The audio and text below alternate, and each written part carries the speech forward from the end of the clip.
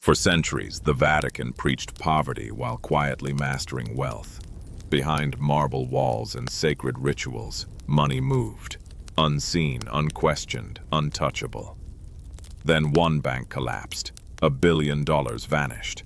A banker was found hanging beneath a London bridge, with bricks in his pockets. Suddenly, faith met finance in the harsh light of investigation. This is not a story about belief. It is a story about power, how secrecy became virtue, how silence became protection, and how an institution built on moral authority learned that holiness does not grant immunity. What happened inside the Vatican Bank was never just about money. It was about trust, and when that trust broke, it sent shockwaves from Rome to the underworld, from courtrooms to confessional booths. This is the Vatican Bank scandal, where faith shielded fortunes, truth struggled to surface, and the cost of silence was finally exposed. Long before money moved at the speed of algorithms and offshore accounts, the Catholic Church understood something essential about power. Wealth survives best when wrapped in legitimacy. For centuries, the Vatican accumulated assets not through conquest alone, but through donations, bequests, indulgences, land grants, and the slow, patient loyalty of the faithful. By the early 20th century, however, that ancient system was under existential threat. Empires were collapsing, monarchies were dissolving, and modern nation-states were demanding transparency from institutions that had thrived on mystery.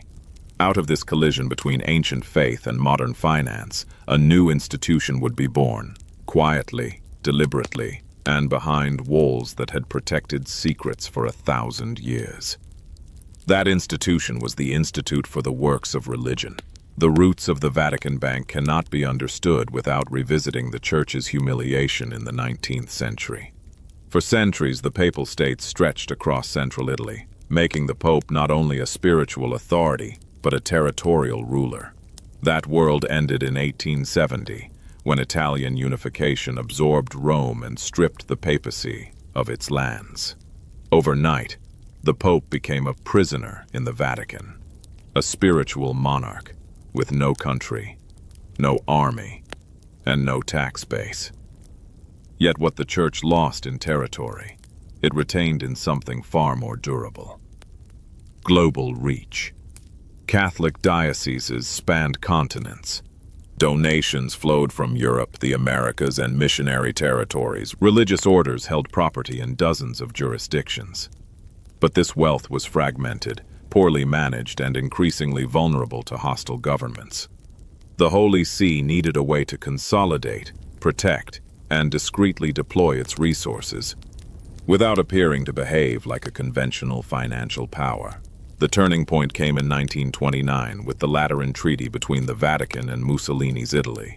The agreement recognized Vatican City as an independent sovereign state and compensated the Church for its lost territories with a massive financial settlement.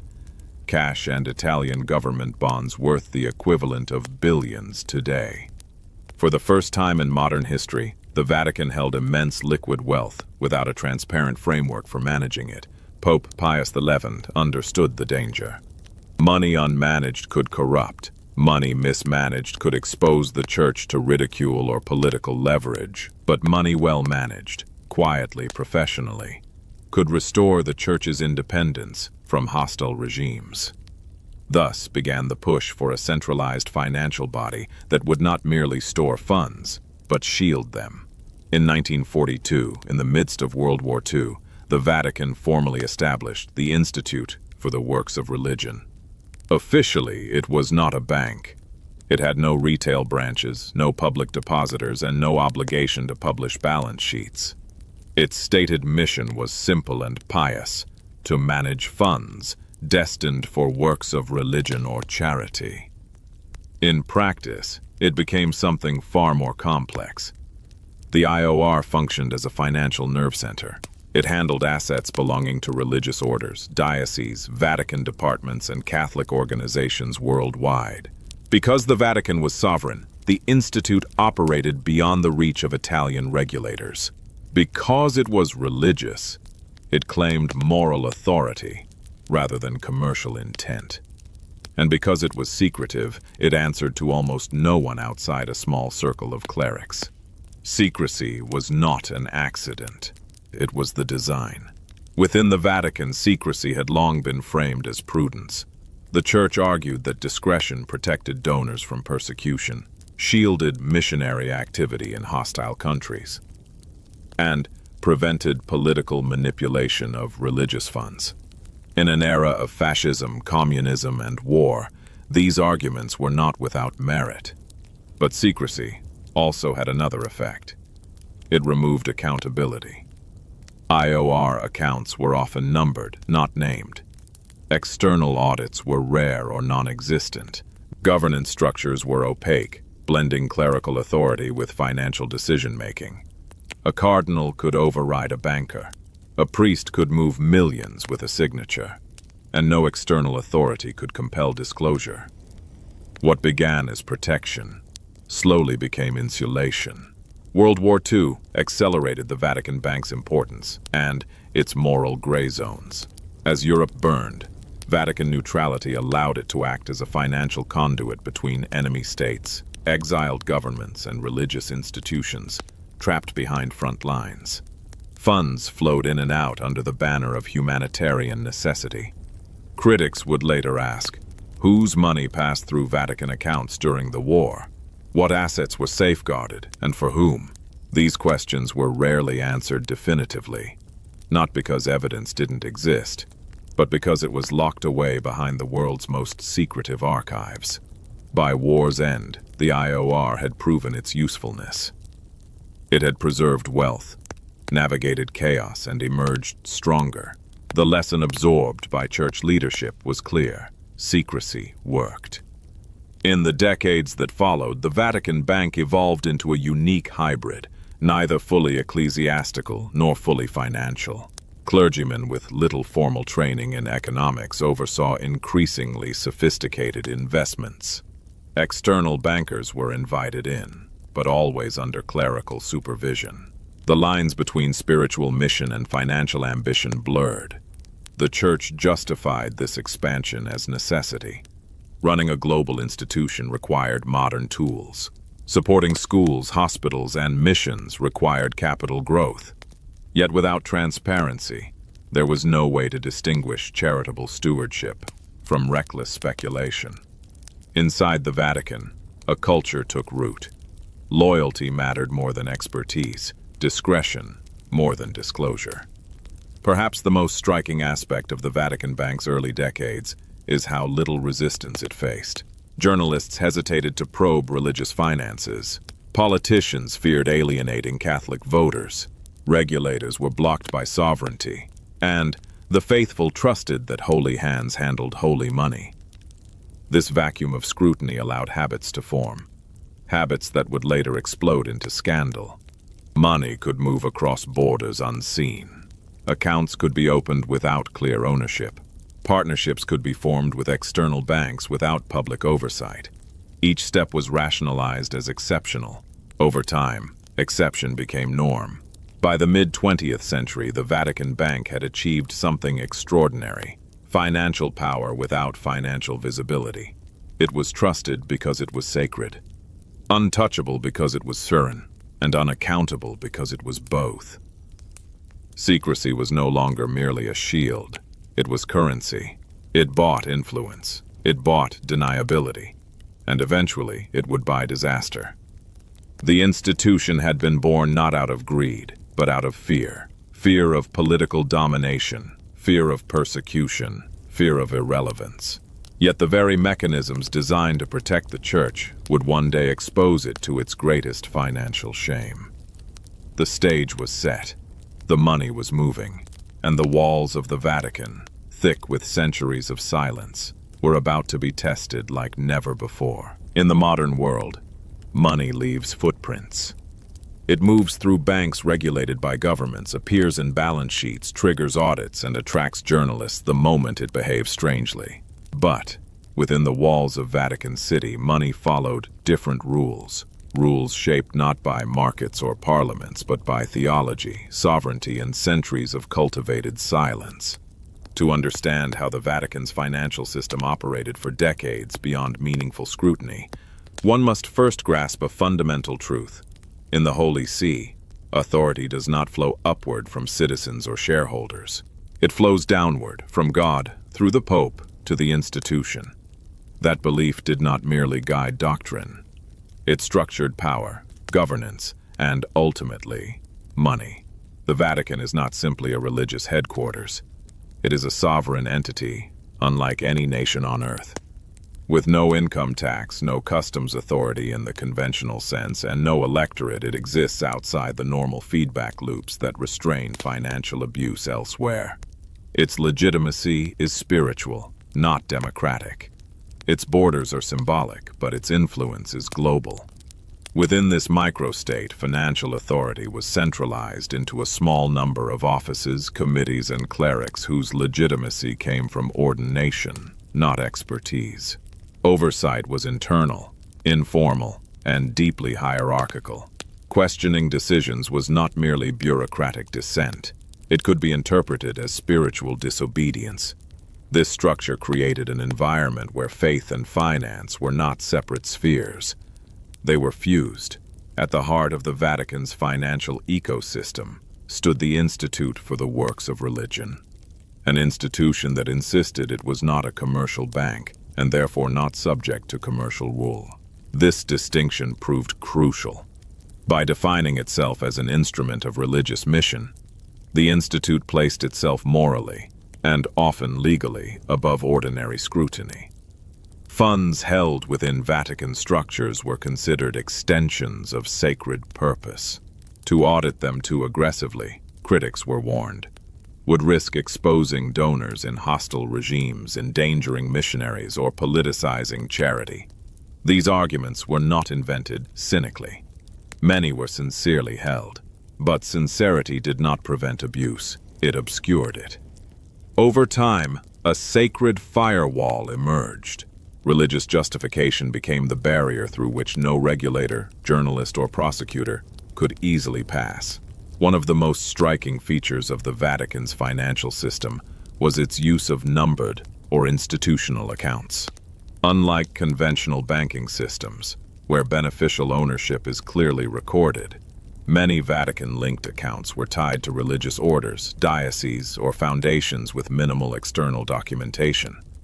This ambiguity served multiple purposes. It protected persecuted Catholics in communist countries. It allowed missionary funds to move discreetly. But it also made it nearly impossible to trace responsibility when money disappeared, shifted jurisdictions, or re-emerged in unexpected places.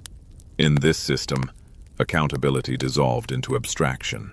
Funds belonged not to individuals, but to the Church. And when everyone owned the money, no one could be blamed for its misuse. The Vatican's internal culture reinforced this opacity. Senior clerics overseeing finances were rarely challenged by subordinates. Priests and bishops bound by vows of obedience were disinclined to question instructions, even when transactions seemed unusual. Moreover, many believed that spiritual authority conferred moral immunity. If a cardinal approved a transfer, it was assumed to be righteous. If a trusted cleric vouched for an external banker, his word carried more weight than any background check. This deference created a dangerous asymmetry. External financiers often possessed vastly more technical knowledge than their clerical overseers, yet were shielded by the Church's trust. The result was a system ripe for manipulation. Silence within the Vatican was not merely practical, it was theological. Confidentiality was framed as virtue. Discretion was preached as humility. Exposure was equated with scandal, and scandal with harm to the faithful. Thus, when concerns arose internally, they were often buried. Committees discussed issues behind closed doors. Reports were classified. Files vanished into archives accessible only to a handful of insiders. Transparency was seen not as cleansing, but as dangerous. This mindset produced a paradox. In attempting to protect the Church's moral authority, the Vatican undermined it. Silence shielded misconduct longer than it should have, and magnified the damage when truths inevitably emerged. From the outside, the Vatican appeared monolithic. From within, it was fragmented. Different offices controlled different assets. Informal power networks competed quietly. Financial decisions were influenced as much by personal relationships as by institutional policy. Yet to the outside world, the Vatican presented a unified front. When journalists asked questions, spokesmen deflected. When prosecutors investigated, sovereignty was invoked. When scandals surfaced, responsibility was diffused across unnamed committees and deceased officials. This ability to appear united while operating internally without cohesion was a hallmark of Vatican finance and a major obstacle to reform. By the 1960s and 1970s, Italy's financial press began circling. Reporters noticed strange patterns, Vatican-linked accounts intersecting with private banks, unusually favorable treatment, and transactions that made little economic sense, but enormous legal sense.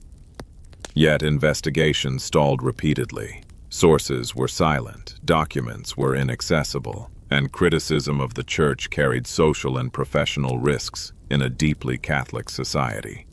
Even when questions were published, answers rarely followed. The Vatican did not need to deny allegations. It simply did not respond. When legal authorities attempted to intervene, they collided with the Vatican's most powerful defense, sovereignty. Vatican City, though geographically tiny, was legally untouchable. Italian warrants did not apply. Searches were impossible without consent. Financial records could not be seized. This legal insulation turned religious authority into a financial shield. External actors knew that any transaction routed through Vatican structures gained a layer of protection unavailable elsewhere. Over time, this reputation attracted not only legitimate funds, but questionable ones. The system did not actively seek corruption, but it passively invited it. Perhaps the most insidious feature of Vatican finance was the culture of plausible ignorance. Decisions were compartmentalized.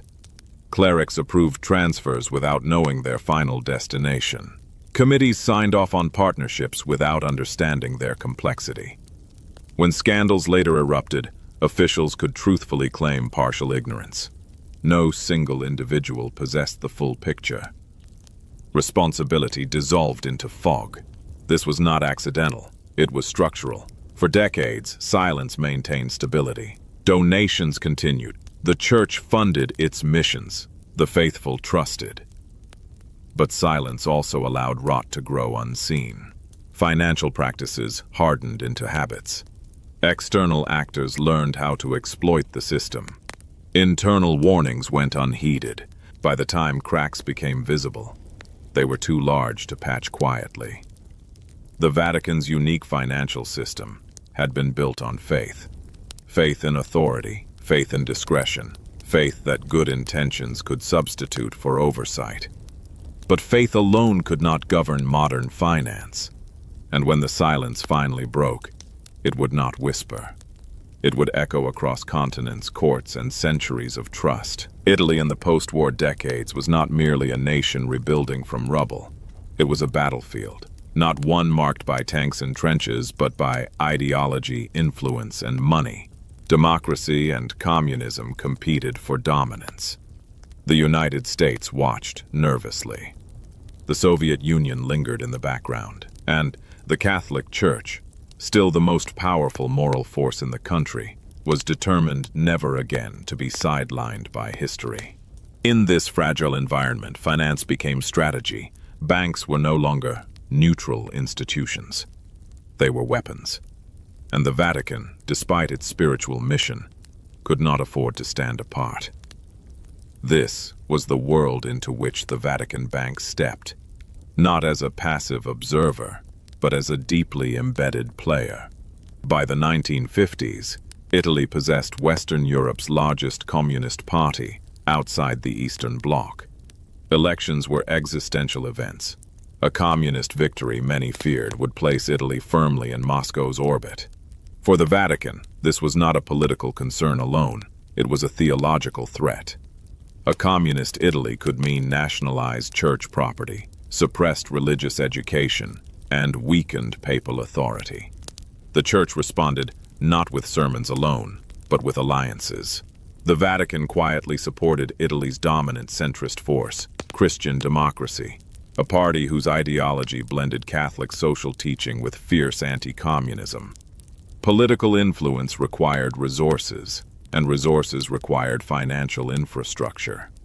The Vatican Bank became an invisible artery, allowing funds to move discreetly in support of causes deemed essential to the survival of faith in Italy. What began as defensive maneuvering would soon evolve into something far more entangled. Private banks and public faith. Italy's banking system during this era was a labyrinth of public institutions, private lenders, and semi-legal financial intermediaries. Oversight was uneven, political favoritism was rampant, and relationships mattered more than regulations. The Vatican Bank, officially the Institute for the Works of Religion, found willing partners among ambitious private bankers eager for legitimacy, protection, and access to Vatican sovereignty. These bankers, in turn, offered something the Church lacked: technical expertise, complex financial instruments, and aggressive growth strategies. One institution in particular would become inseparable from the Vatican's financial fate: Banco Ambrosiano. Founded in Milan and named after Saint Ambrose, Banco Ambrosiano cultivated an image of Catholic respectability. It appealed to conservative investors, religious institutions, and small savers who trusted its moral branding. Behind the scenes, however, it was transforming into something far more daring. By the late 1960s and 1970s, Ambrosiano had expanded aggressively abroad, creating a web of offshore subsidiaries in Luxembourg, Panama, and Latin America. These entities allowed money to move beyond Italy's regulatory reach, often with minimal transparency. The Vatican Bank became a key shareholder and partner, lending not just capital, but credibility. For Ambrosiano, Vatican ties reassured investors and regulators alike. For the Vatican, Ambrosiano offered access to a sophisticated financial machine capable of multiplying church assets and moving them discreetly. At the center of this alliance stood a man whose ambition matched the era's recklessness. Roberto Calvi, chairman of Banco Ambrosiano, was devout, impeccably dressed, and intensely secretive. He cultivated close relationships with Vatican officials, presenting himself as a loyal servant of Catholic interests. Italian media would later dub him God's banker, a title he neither rejected nor denied. Calvi understood something crucial. Proximity to the Vatican conferred a kind of financial absolution. Transactions that might raise alarms elsewhere passed unquestioned when wrapped in religious legitimacy. Letters of comfort issued by Vatican officials, informal assurances of support, became powerful tools in securing loans and credit. But Calvi's ambitions extended beyond banking. He operated within a wider network of power that blurred the lines between finance, politics, and ideology. Italy's political system during the so-called Years of Lead was riddled with instability. Governments fell regularly, corruption scandals were endemic, and behind formal institutions operated informal power structures, alliances that never appeared in official records. Christian democratic politicians relied on friendly banks for campaign financing and patronage. Banks relied on politicians for regulatory leniency.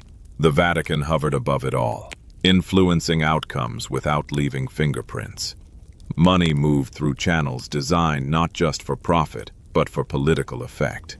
Loans were extended strategically. Investments aligned with ideological priorities. Failures were quietly covered until they could no longer be. No account of Italy's financial underworld in this era is complete without addressing the clandestine organizations operating alongside legitimate power. Among them, one would become infamous: Propaganda Due, commonly known as P2. P2 was not a typical Masonic lodge. It functioned as a secretive network of elites, bankers, politicians, military officers, intelligence chiefs united by anti-communism and mutual self-interest. Membership lists were hidden. Loyalty was enforced through secrecy. Roberto Calvi was a member. So were high-ranking figures across Italian society. The Vatican officially denied any institutional connection to P2. Yet its financial partners were entangled with the lodge, and its political objectives often aligned with P2's ideological goals, whether through deliberate cooperation or convenient ignorance. The Church's financial machinery intersected with networks that operated far beyond ecclesiastical control. What made the Italian web so resilient was its structure. No single entity controlled it. Each participant knew only part of the picture. The Vatican approved transactions without asking detailed questions. Banks moved funds without disclosing beneficiaries. Politicians benefited without leaving records. When concerns arose, as they did repeatedly, responses were muted. Investigations stalled. Files vanished. Responsibility diffused. This system thrived on what might be called institutional innocence, the ability of powerful actors to claim ignorance, while benefiting from outcomes they did not explicitly order. By the late 1970s, the system was straining. Banco Ambrosiano's balance sheet concealed massive holes. Offshore subsidiaries issued loans that could not be traced back to real assets. Guarantees existed only on paper, or in the form of vague Vatican assurances. Italian regulators grew uneasy. Journalists began connecting dots. Prosecutors whispered about impending action.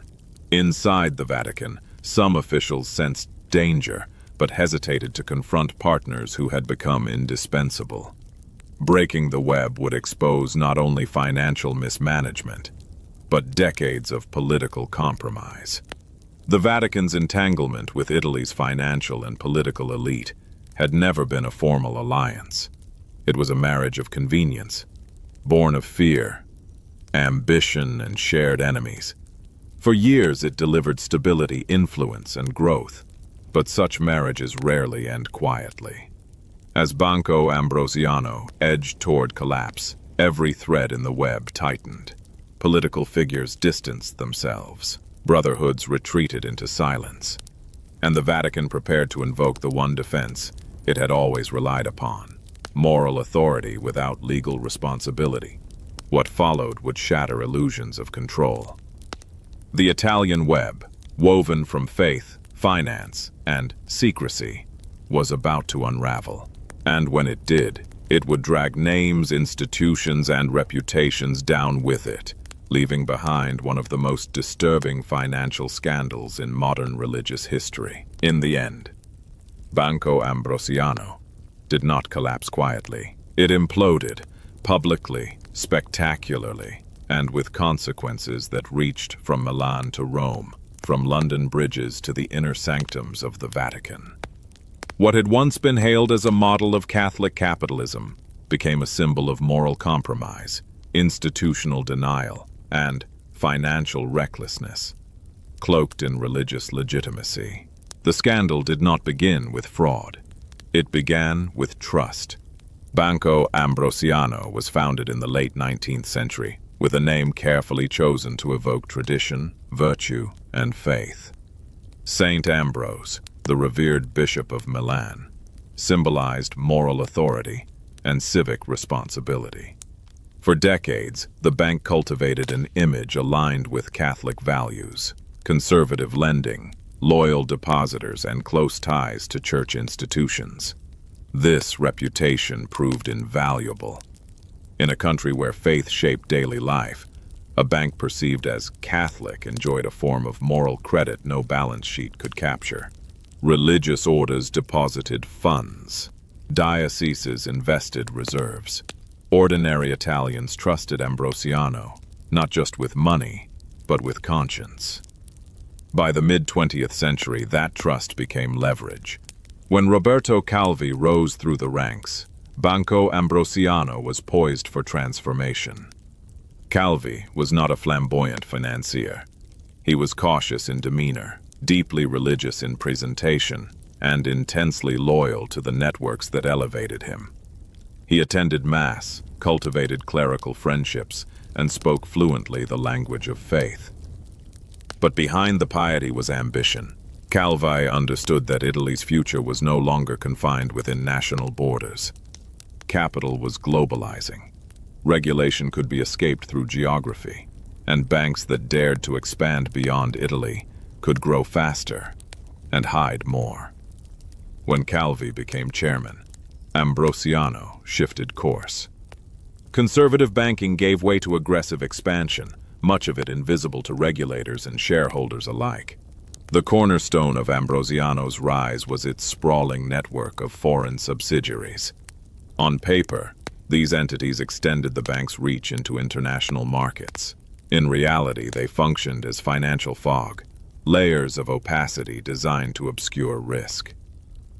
Subsidiaries appeared in Luxembourg, Panama, the Bahamas, Peru, and Nicaragua. Loans moved between them in circular patterns. Guarantees were issued by one arm of the bank to cover liabilities in another. Paper profits multiplied while real assets remained elusive. This structure required two things to survive: credibility and protection. The credibility came from the Vatican. The protection came from silence. At the center of Ambrosiano's legitimacy stood the Institute for the Works of Religion, commonly referred to as the Vatican Bank. Officially, its involvement was limited. It held shares, it conducted transactions, it issued letters affirming confidence. Unofficially, its presence transformed Ambrosiano's risk profile overnight. For international lenders, a bank associated with the Vatican was presumed safe. Who would suspect fraud behind the walls of the Holy See? Who would imagine that a religious institution would tolerate deception? Calvi exploited this assumption masterfully. Letters of comfort, informal assurances allegedly issued with Vatican knowledge, were used to secure massive loans. These letters stopped just short of legal guarantees, but their moral weight was immense. Money poured in. Throughout the 1970s, Banco Ambrosiano appeared unstoppable. Profits climbed, its chairman was feted, the bank's stock soared. Inside Italy, critics were muted by success. Outside Italy, scrutiny was deflected by complexity, but beneath the surface, the bank was hollow. Many loans were unsecured. Others were issued to shell companies with no genuine business activity. Funds vanished into offshore structures that could not be audited effectively. The bank was financing itself, borrowing to cover borrowing, disguising losses as growth. This was not merely risky banking. It was systemic deception. Italian regulators were not entirely blind. The Bank of Italy raised concerns. Inspectors questioned Ambrosiano's foreign operations. Journalists began noticing inconsistencies, yet action was slow and cautious. Why? Because Ambrosiano was not just a bank, it was a nexus of influence. It employed thousands, it financed political campaigns indirectly. It enjoyed Vatican proximity. No regulator wanted to trigger a collapse that could destabilize Italy's fragile economy and embarrass the Church. Warnings were filed. Meetings were held. Nothing decisive happened. Inside the Vatican, some officials reportedly sensed trouble. But confronting Ambrosiano meant confronting their own exposure, financially and reputationally. Silence prevailed. By the early 1980s, global financial conditions tightened. Credit became scarcer. Offshore lenders demanded clarity. And the circular flow of funds that sustained Ambrosiano began to choke. In 1981, Italian authorities charged Calvi with currency violations, accusing him of illegally exporting capital. Though he avoided immediate imprisonment, the charges punctured the aura of invincibility surrounding him. Confidence evaporated. Depositors withdrew funds. Credit lines closed. Subsidiaries collapsed under scrutiny. The illusion of liquidity vanished almost overnight. In June 1982, Banco Ambrosiano declared insolvency. The black hole amounted to over $1 billion. an astronomical sum at the time. Italy was stunned. Rome was shaken. The Vatican was cornered. As the scandal exploded, every institution involved sought separation. Politicians denied knowledge. Bank officials blamed subordinates. The Vatican insisted it was merely a shareholder, not a guarantor. Yet documents suggested deeper involvement. Letters bearing Vatican signatures surfaced. Accounts linked to the Holy See appeared in transaction trails. The moral firewall began to crumble. Italian prosecutors demanded accountability, but sovereignty intervened. Vatican officials refused cooperation beyond carefully controlled disclosures. No searches were permitted, no documents seized. The Vatican did what it had always done best: closed ranks. Facing arrest and ruin, Roberto Calvi fled Italy under a false passport. His destination was London, a city of banks, anonymity, and historical refuge for financial exiles. He hoped to negotiate, to expose allies, to save himself. He never got the chance. On June 18, 1982, Calvi's body was found hanging beneath Blackfriars Bridge. His pockets were filled with bricks. Cash in multiple currencies lay nearby. The initial ruling was suicide. Few believed it. The symbolism was impossible to ignore. Blackfriars, a disgraced banker tied to secret societies and hidden networks. Death staged to look like despair. The scandal had crossed into the realm of mystery. In the months that followed, investigations multiplied. Parliamentary inquiries probed political connections. Courts pursued Ambrosiano executives. Journalists unearthed disturbing links between finance, ideology, and organized crime. The Vatican eventually agreed to pay a settlement, hundreds of millions of dollars, to Ambrosiano's creditors.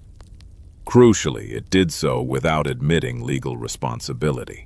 Morally, however, the damage was irreparable. For the first time in modern history, the Church's financial credibility lay in ruins. The faithful questioned. The press sharpened its knives. And the world realized that religious authority could no longer shield financial misconduct indefinitely. Banco Ambrosiano's fall was not merely a banking failure. It was a systemic revelation. It exposed how faith had been leveraged as cover, how secrecy had replaced oversight, and how institutions meant to embody moral clarity had tolerated profound ambiguity. The Vatican emerged wounded but intact, protected by sovereignty, tradition, and time. Others were not so fortunate. Calvi was dead, careers were destroyed, trust was shattered, and the silence that once protected everyone now sounded like complicity. The collapse that shook Rome did more than bankrupt a bank. It cracked open a world long hidden behind marble walls and sacred language, a world where money spoke louder than doctrine and where the cost of silence was finally made visible. Roberto Calvi did not look like a man destined to become a legend of financial infamy. He was not flamboyant, not charismatic in the cinematic sense, not a public intellectual or political firebrand. He wore dark suits, spoke softly, attended mass, and cultivated an image of careful devotion. And yet, by the time of his death, Calvi had become the most enigmatic banker in Europe. His name whispered in the same breath as secret lodges, vanished billions, and a corpse hanging beneath a London bridge. They would call him God's banker. The title was not irony. It was accusation. Roberto Calvi was born in Milan in 1920, into a country that would soon be reshaped by fascism, war, and collapse. His formative years unfolded amid instability, an Italy where institutions were fragile, loyalties mattered more than rules, and survival often depended on proximity to power. Calvi learned early that authority in Italy was rarely straightforward. It lived in back rooms, private clubs, and unspoken understandings. After studying economics, he entered the world of banking not as a visionary, but as a meticulous operator. He noticed patterns others ignored. He understood that numbers told stories, but not always the truth. In the conservative, relationship-driven culture of Italian finance, Calvi thrived. Calvi's ascent began at Banco Ambrosiano, a Milan-based institution steeped in Catholic symbolism. Its very name invoked Saint Ambrose, patron of the city and a moral giant in church history. For depositors, Ambrosiano represented safety, tradition, and righteousness. Calvi embraced this identity completely. He attended religious events, cultivated relationships with clergy, and presented himself as a steward of Catholic values in modern finance. This was not mere performance. Calvi understood something fundamental about Italy. Faith was currency. When he became chairman in the 1970s, he inherited more than a bank. He inherited trust, and he knew how to spend it. What truly distinguished Calvi from other bankers was not his technical brilliance, but his access. He forged deep ties with the Institute for the Works of Religion, the Vatican's powerful and opaque financial institution. The relationship was mutually beneficial.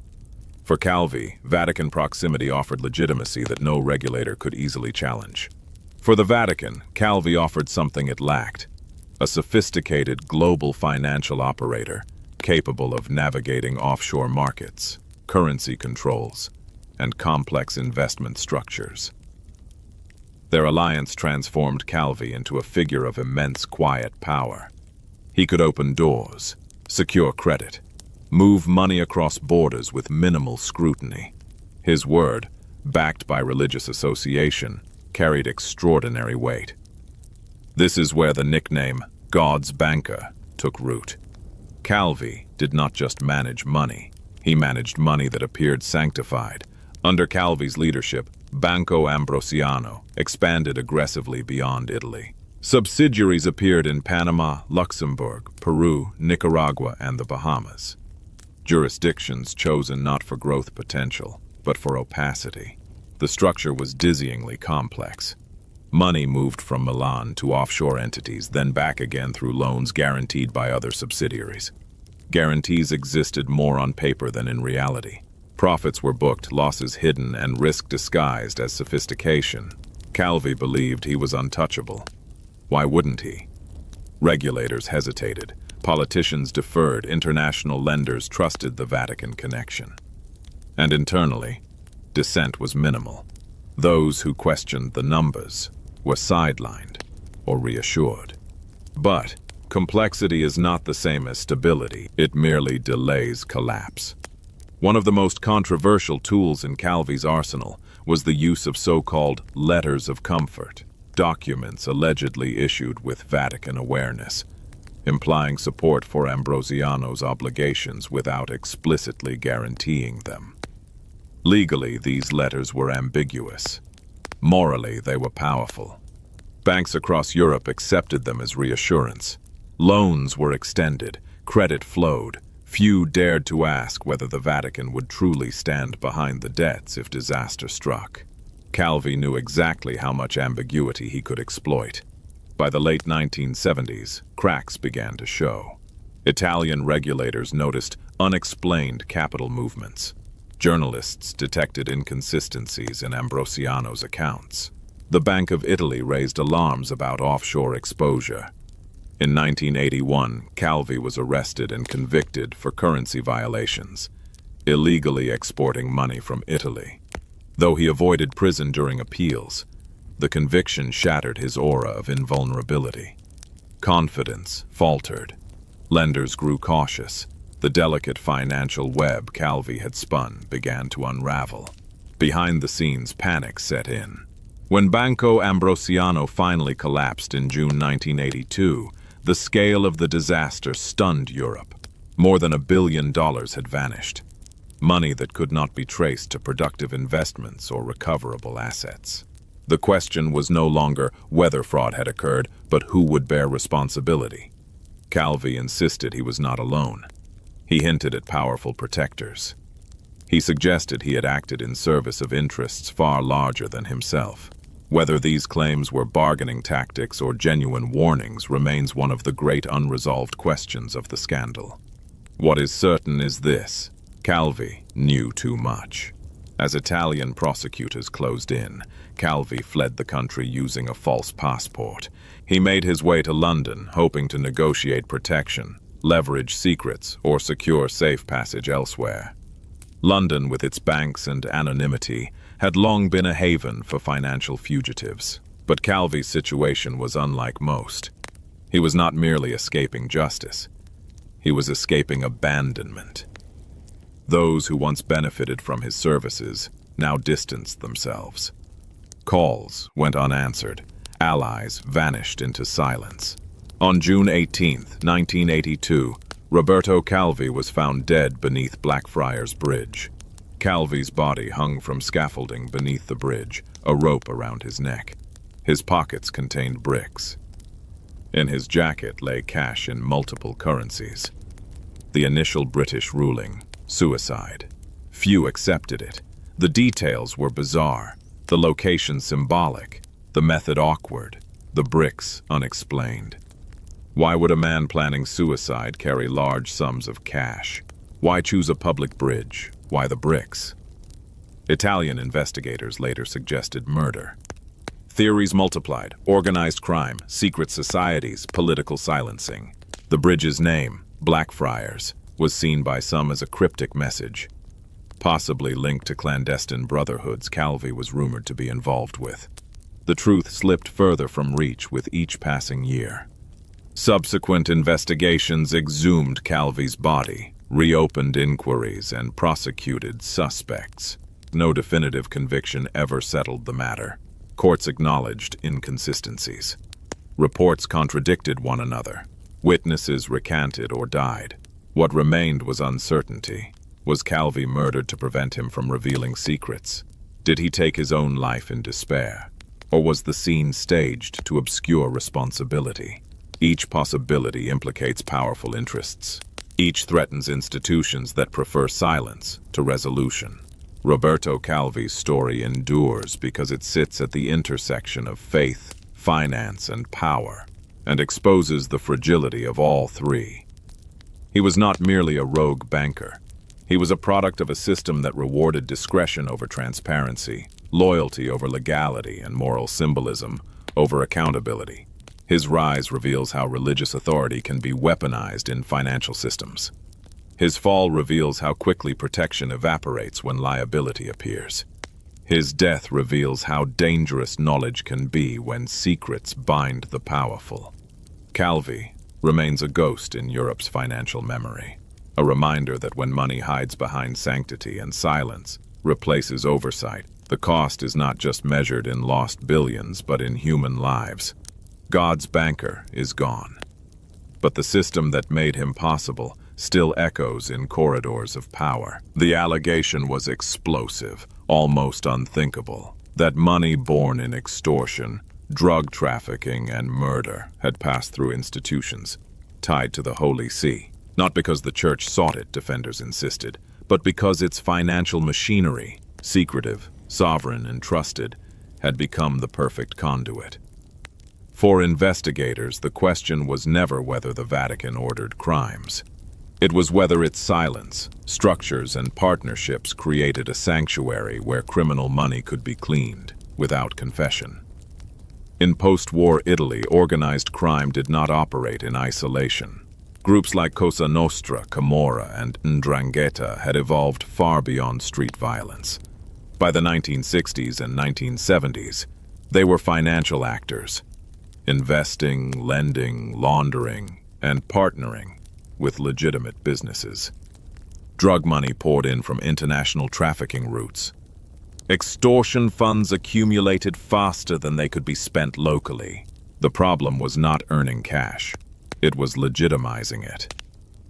To survive and expand, organized crime needed banks. Not just any banks, but banks that offered discretion, cross-border reach, and protection from intrusive regulators.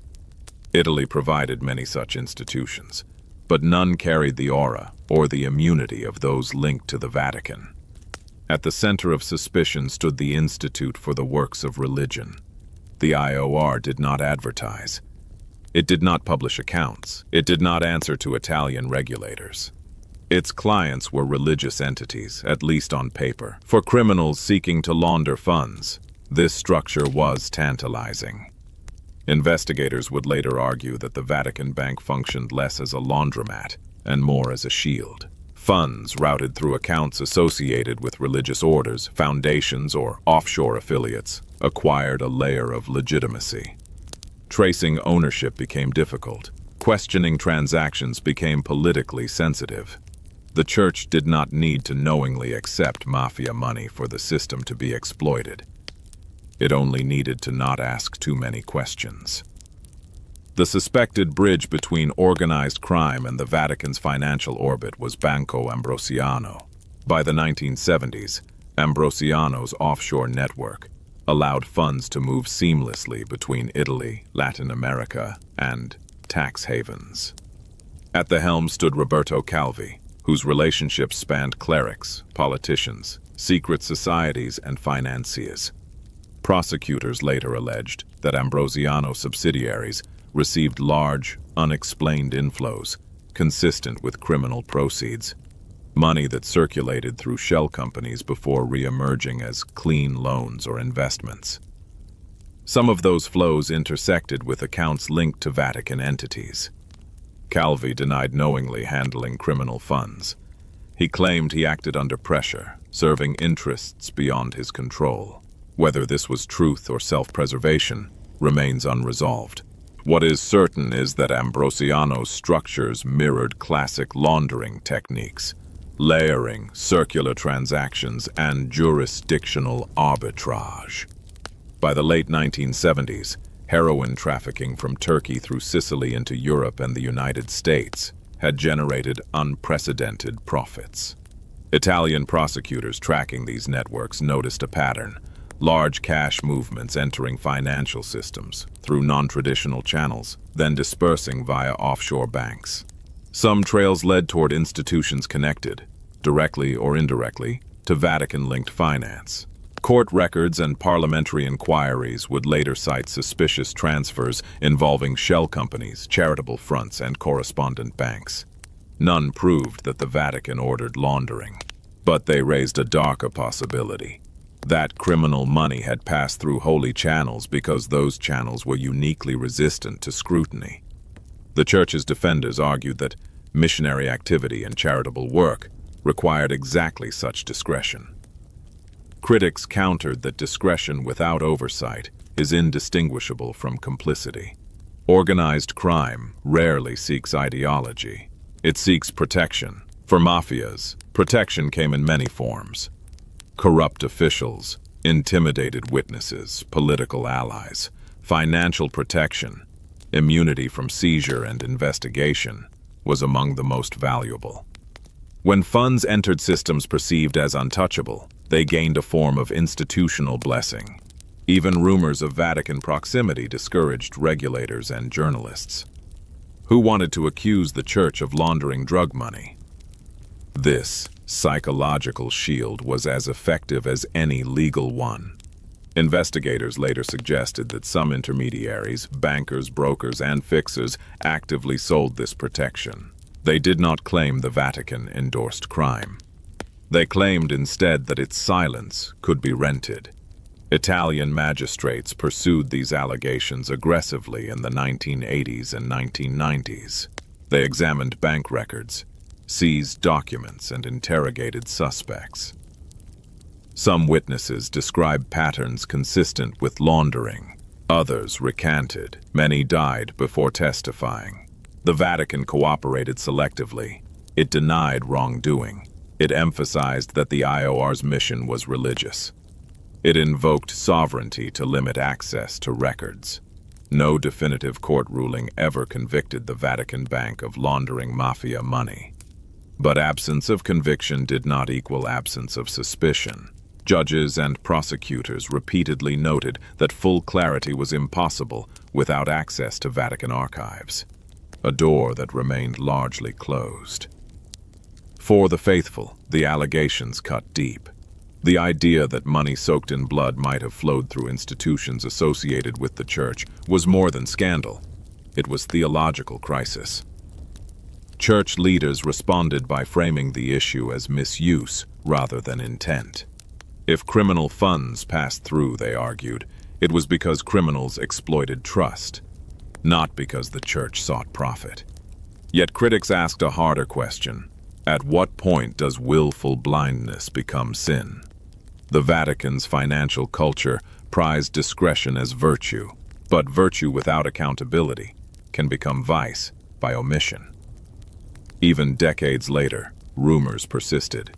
Journalists uncovered new documents. Former insiders spoke cautiously. Parliamentary commissions revisited old cases. Each effort added fragments, never the full mosaic.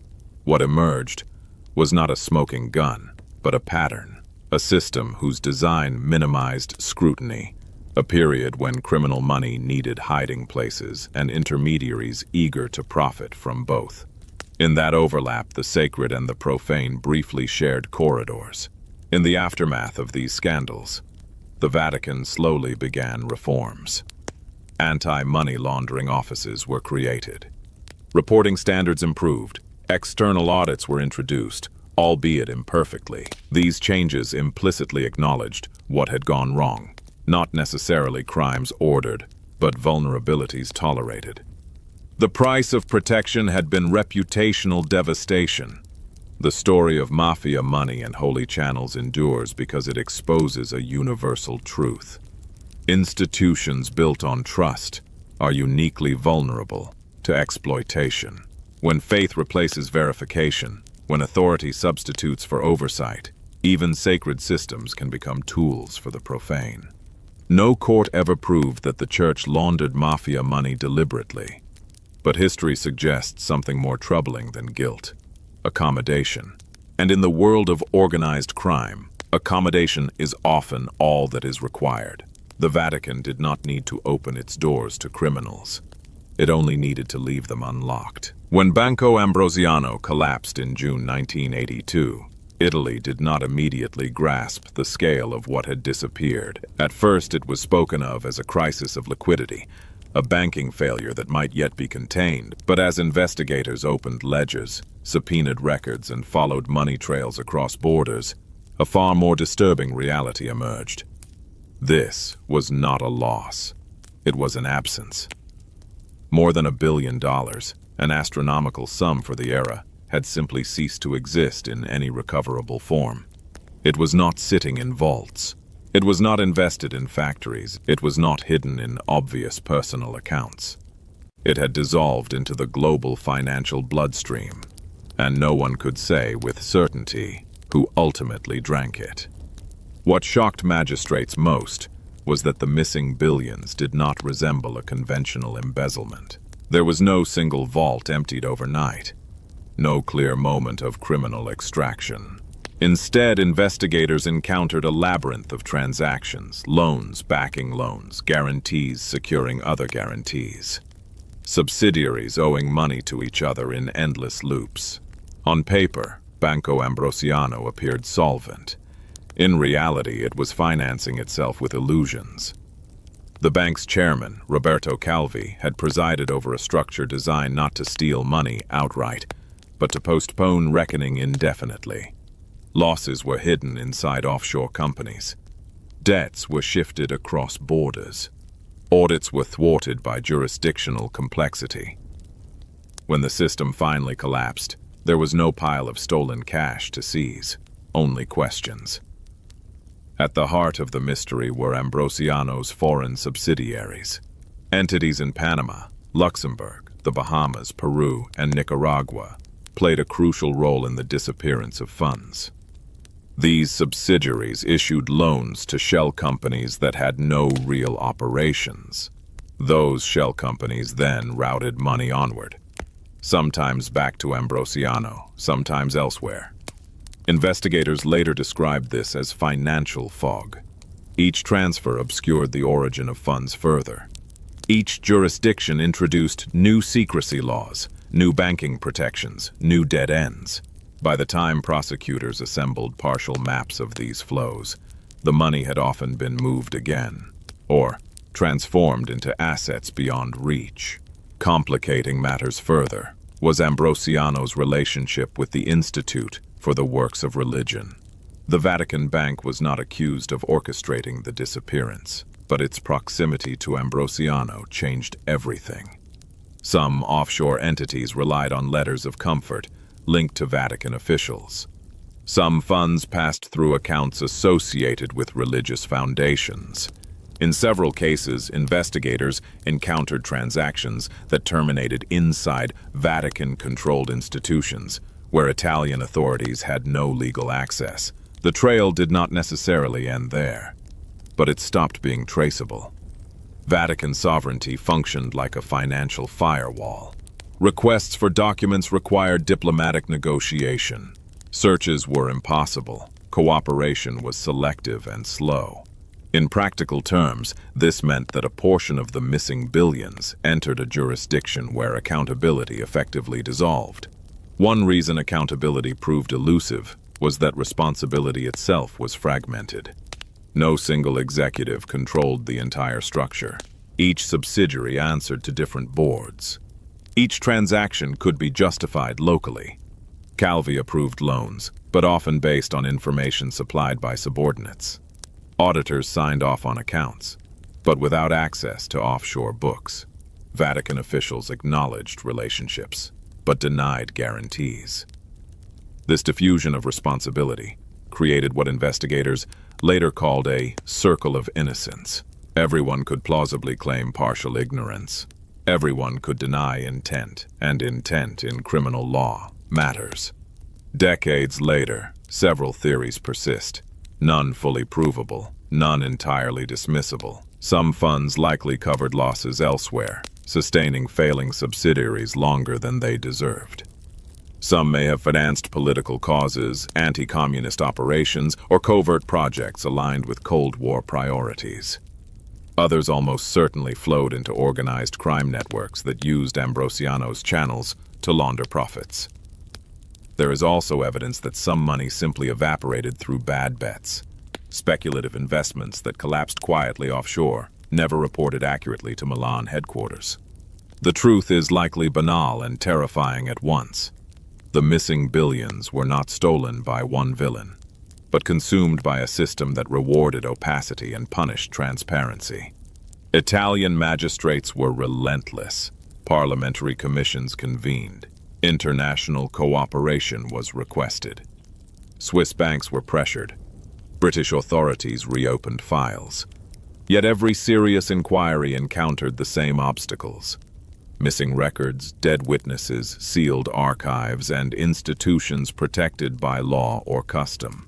When investigators sought Vatican cooperation, they were reminded that the Holy See was not subject to Italian jurisdiction. When they pursued offshore banks, they confronted secrecy laws, designed precisely to prevent disclosure. Even when evidence emerged, it was often circumstantial, patterns without signatures, flows without names. Justice demands clarity. This case offered none. Eventually, financial realities forced compromise. The Vatican agreed to pay hundreds of millions of dollars to Ambrosiano's creditors, not as an admission of guilt, but as a moral contribution. The wording mattered. By framing the payment as moral rather than legal, the Holy See preserved its position. No wrongdoing proven.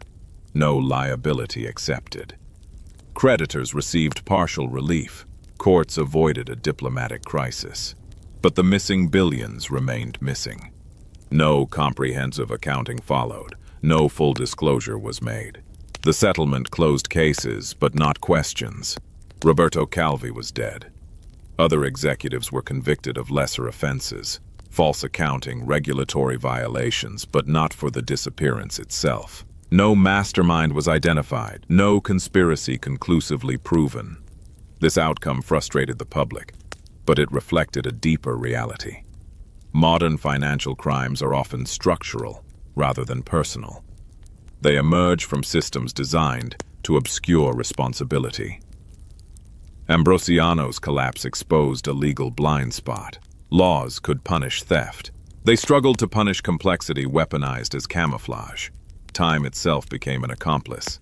As years passed, records decayed.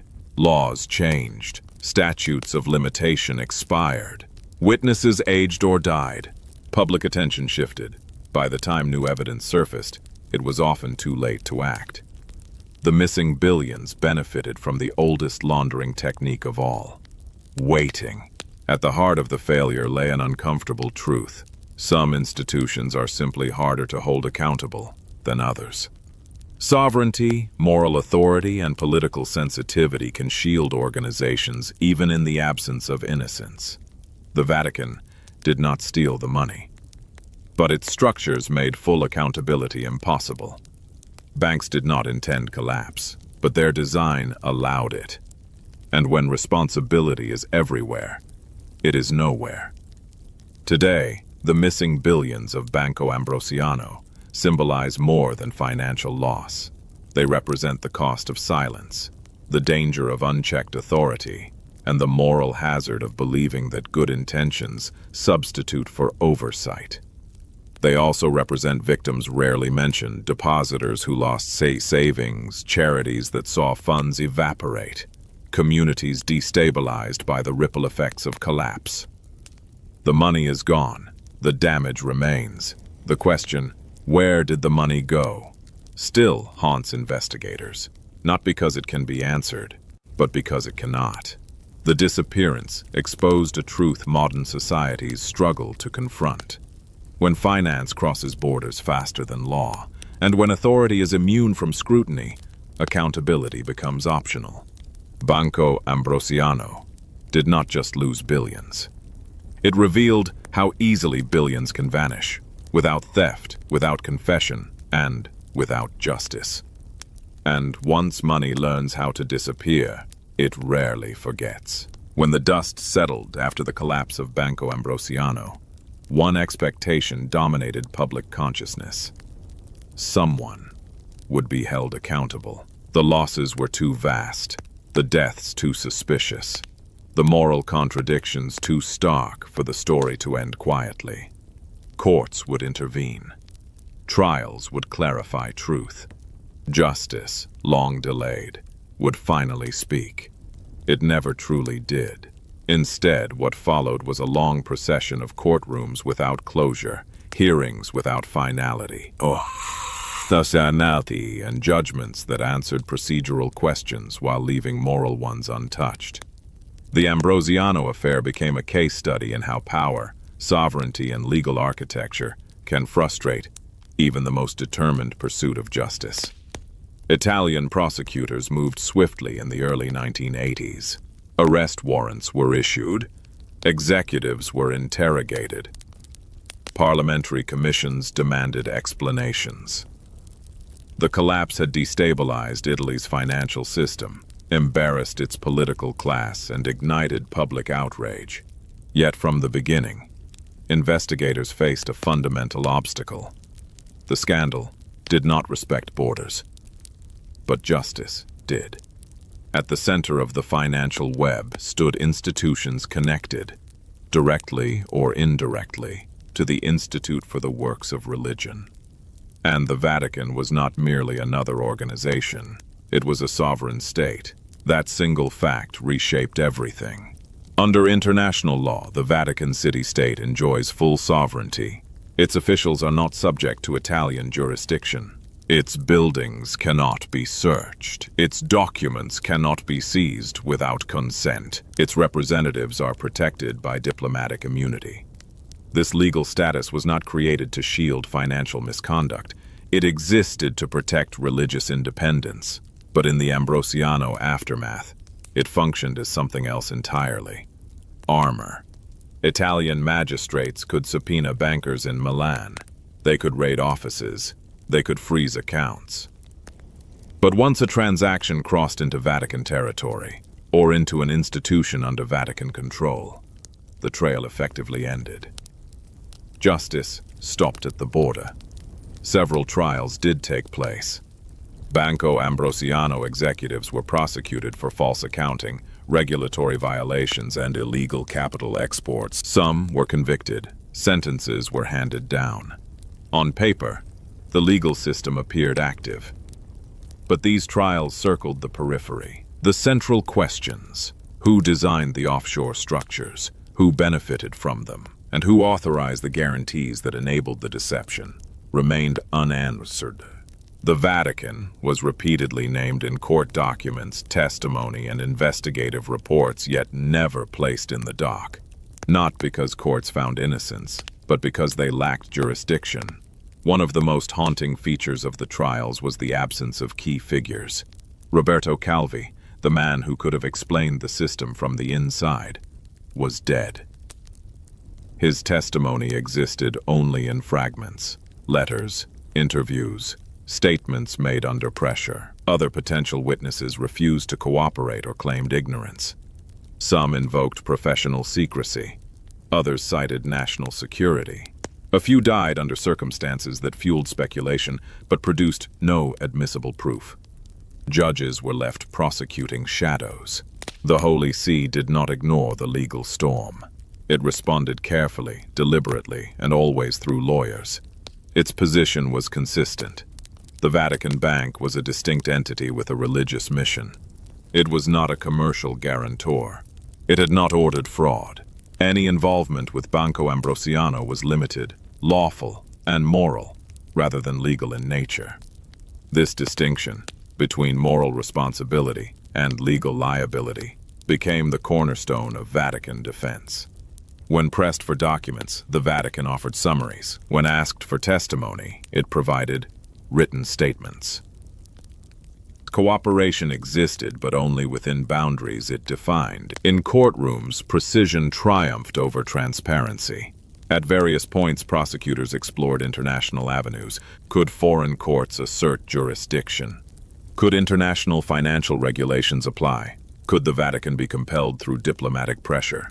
Each path led to the same conclusion: there was no legal mechanism to force full accountability without Vatican consent. The Holy See was not a member of the European Union. It was not subject to Italian banking law. It was immune from enforcement actions by foreign courts. This was not corruption of law. It was law functioning exactly as written. As criminal prosecutions stalled, civil claims advanced. Creditors of Banco Ambrosiano demanded compensation. Lawsuits threatened to drag on for decades. In 1984, the Vatican agreed to a substantial financial settlement, hundreds of millions of dollars, to help cover creditor losses. The language of the agreement was carefully chosen. The payment was described as a voluntary moral contribution. Those words mattered more than the money. By avoiding legal admission, the Vatican preserved its sovereign immunity. By paying, it reduced public outrage and stabilized financial fallout. Courts closed cases, creditors moved on. Justice, in the traditional sense, was replaced by pragmatism. Perhaps the most troubling aspect of the judicial aftermath was not the lack of convictions, but the lack of clarity. Court rulings acknowledged irregularities but avoided definitive conclusions about intent. Investigative reports suggested systemic failure but named no ultimate authority. Parliamentary commissions issued findings that read like cautionary tales rather than judgments. Each institution did its part. None delivered a final narrative. For the public, this felt like evasion. For the legal system, it was inevitability. The Ambrosiano affair exposed a profound gap between moral responsibility and legal accountability. Many observers believed the Vatican bore ethical responsibility for enabling a system that allowed abuse. But ethics do not put defendants in prison. Law requires jurisdiction, evidence, and enforceable authority. In this case, all three were compromised. The Vatican did not need to defeat prosecutors. It only needed to outlast them. Some hoped international justice mechanisms might intervene, but no international court had authority over Vatican financial conduct. No treaty compelled disclosure.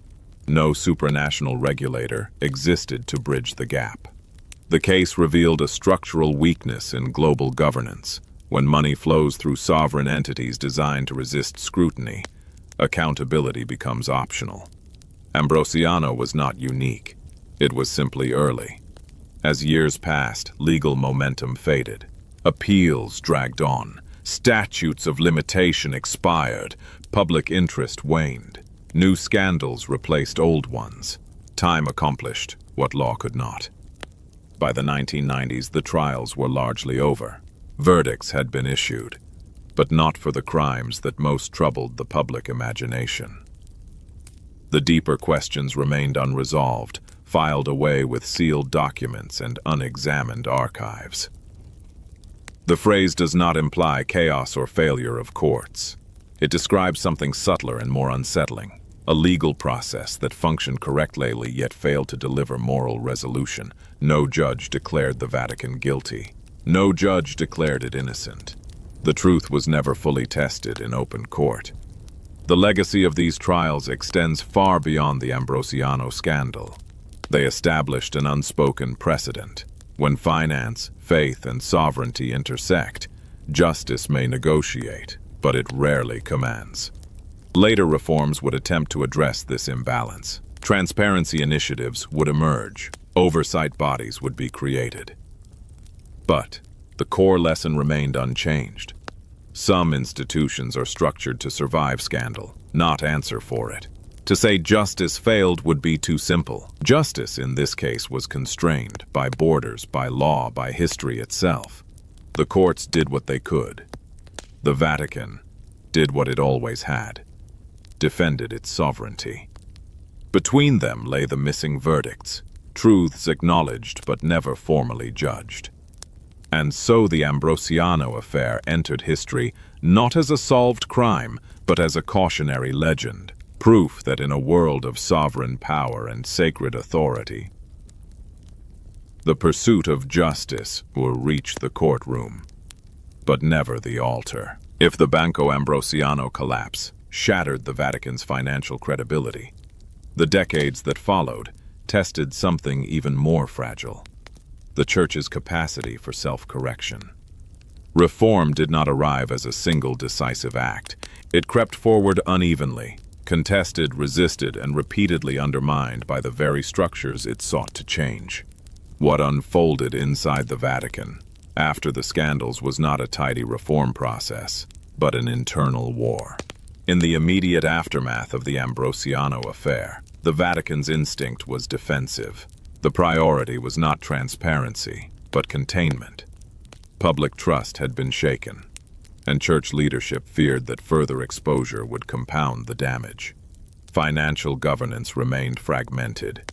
The Institute for the Works of Religion continued operating under largely the same internal logic: secrecy, clerical control, and minimal external oversight. Cosmetic changes were made. Committees were reshuffled, language softened, but the system endured. For many inside the Vatican, this was not corruption, it was prudence. They believed that too much transparency would expose donors, endanger missionaries, and invite hostile political interference. Reformers were seen not as moral heroes, but as destabilizers. The battle lines were drawn early. By the late 20th century, the Vatican had effectively split into two camps. On one side stood traditionalists, officials who believed the Church's sovereignty and spiritual mission justified exceptional financial arrangements. They trusted internal loyalty more than external regulation, and viewed secular oversight as an intrusion into sacred space. On the other side were reformists, clerics, lay experts, and a handful of senior figures who believed that moral authority demanded transparency. For them, secrecy had ceased to be protection. It had become scandal's accomplice. These factions did not debate openly. They maneuvered quietly through appointments, leaked documents, and bureaucratic attrition. This was not merely policy disagreement. It was ideological conflict. The long papacy of Pope John Paul II coincided with the height of post-Ambrosiano fallout. Revered globally for his role in confronting communism, John Paul II wielded immense moral authority, but he showed little appetite for financial micromanagement. He relied heavily on trusted aides. Financial matters were delegated. The Vatican Bank remained operational. largely insulated from radical reform. Critics later argued that this hands-off approach allowed old habits to persist. Supporters countered that the Pope's focus was pastoral, not administrative.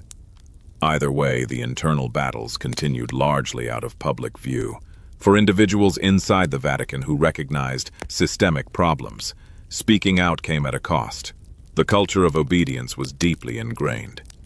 Questioning superiors could be framed as disloyalty, or worse, disobedience to the Church itself.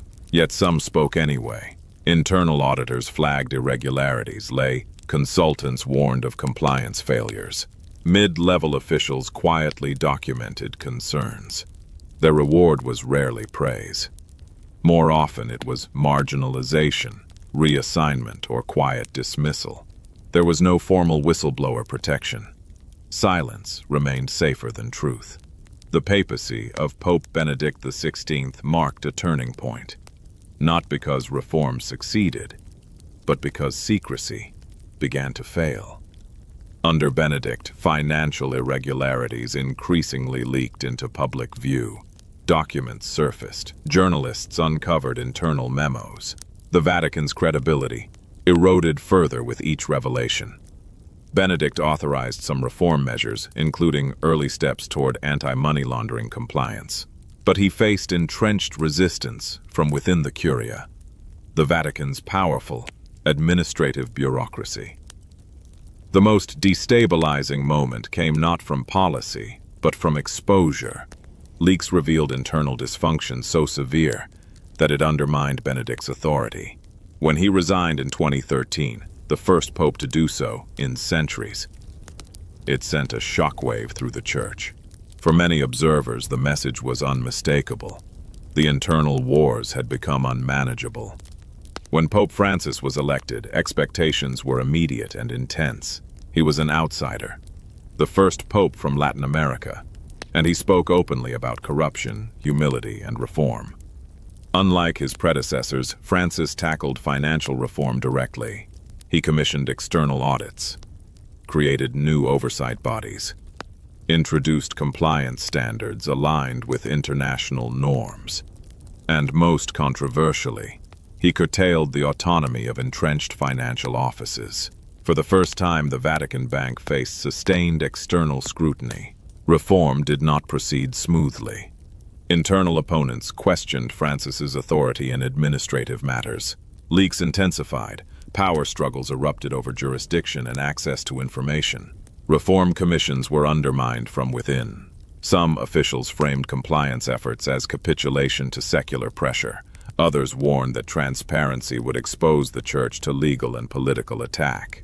Behind closed doors, reform was painted as betrayal. Reformers paid a price. Key figures were sidelined. Allies lost influence. Careers stalled. Even under Francis, whistleblowers found themselves isolated. The Vatican's structure, centralized, hierarchical, and opaque, proved resistant to rapid change. Every reform triggered countermaneuvers. Every audit produced backlash. Change was possible, but never uncontested. Despite resistance, meaningful changes did occur. Suspicious accounts were closed. Reporting standards improved. Cooperation with international financial watchdogs increased. The Vatican Bank was no longer the impenetrable black box it once was. Yet critics noted that reforms depended heavily on papal will. Structures could change back as easily as they changed forward. Transparency remained partial. Archives stayed closed. The internal wars had not ended. They had merely entered a quieter phase. The Vatican's struggle with financial reform is not simply about money. It is about identity. Is the Church a spiritual institution that happens to manage wealth, or a global power that must submit to the same rules as others? Can sovereignty coexist with accountability? Can secrecy coexist with moral authority? These questions cut to the core of what the Vatican believes itself to be. And that is why reform provokes such fierce resistance. Every reform effort carries the shadow of Banco Ambrosiano. Every audit recalls the missing billions. Every whistleblower echoes past warnings that went unheeded. The internal wars are not about past guilt alone. They are about preventing future disgrace. Today, Vatican finances are cleaner than they were in the 1970s, but they are not fully transparent. Oversight exists, but remains constrained by sovereignty. Reform continues, but depends on leadership. The war is unresolved. What the Ambrosiano scandal revealed, and what decades of reform attempts confirm, is that institutions built on absolute authority change slowly and only under pressure. Inside the Vatican, reform is not a policy choice. It is a struggle for the soul of governance itself. And as long as faith and finance share the same corridors, that struggle will never truly end. What the scandal changed, what remains hidden, and whether true transparency is possible for the Holy See. The Banco Ambrosiano scandal did not destroy the Vatican. Institutions that have survived schisms, revolutions, and world wars are not undone by financial disgrace alone. But the scandal did alter something more subtle and more enduring: the way the modern world looks at the Holy See, and the way the Holy See must now look at itself. For the first time in centuries, the Vatican was forced to confront a reality it had long resisted. Spiritual authority no longer guaranteed moral immunity, and secrecy no longer inspired trust. In a globalized, digitized world, silence could no longer pass as sanctity. The question that lingers today, yes, is not whether the Church survived, but whether it truly changed. Before Banco Ambrosiano, Vatican finances existed in a realm of assumption. The faithful assumed money was handled responsibly. Governments assumed the Church operated beyond ordinary commercial motives. Journalists hesitated to probe too deeply, wary of appearing hostile to faith itself. At the heart of this system stood the Institute for the Works of Religion, an institution built on discretion rather than disclosure. Its legitimacy rested not on transparency, but on trust. Trust, rooted in centuries of moral authority. Ambrosiano shattered that equilibrium.